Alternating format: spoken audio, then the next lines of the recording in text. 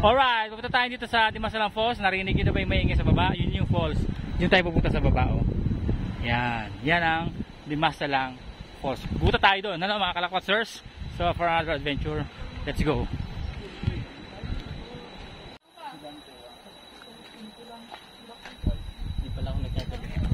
Dito kami sa tourism booth bago tayo bumaba.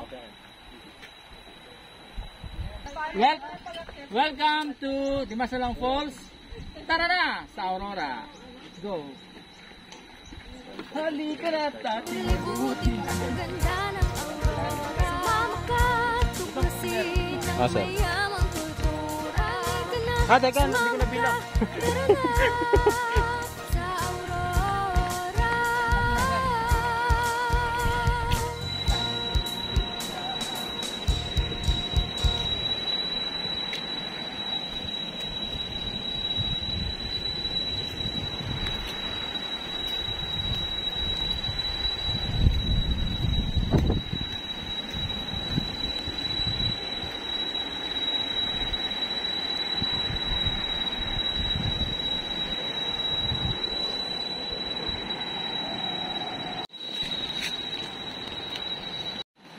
So yun guys, baba na tayo.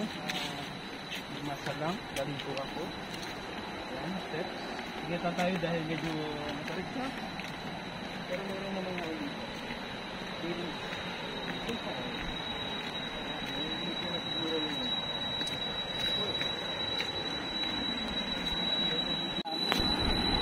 Okay, habang lakad kami dito, may natagpuan kaming kayamanan, isang antique siguro to.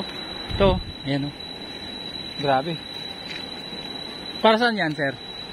Ito for sure, kasi pag bababa ka dito, hindi ka na mapapagod, di ba? So mamaya, siguro pagbalik natin, doon tayo hihingalin. For Upo sure. dyan. Dito tayo upo bago tayo umakyat. Sakto kasi tayo tatlo dyan, ha? Oh, so, Actually, sakto gulo kasi pa eh. kami tatlo dyan. Dapat tayo, mas madami pa tayo dito, di ba? Oh, sana nga, mas Kaya marami. lalabs, yung mga iba namin kasama sa Aurora Content Creators. Ano, tara na, next time. Naghihintay sa inyo upuan, kahit hanggang dito lang daw kayo.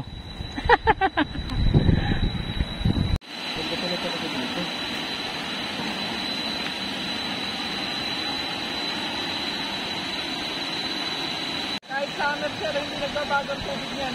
Ay, ganun? Para Pero madato. pag maulan, nagiging one layer pag malakas. Kasi malakas yung Oo, galing sa taas eh. Pero kahit tag-init, ganyan na yan. So, matagal na siya.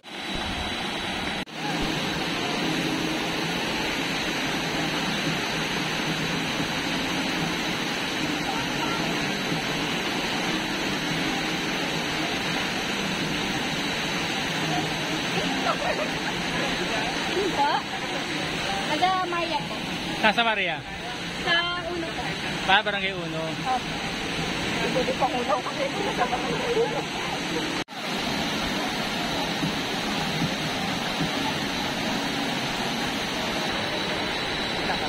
Kamaya.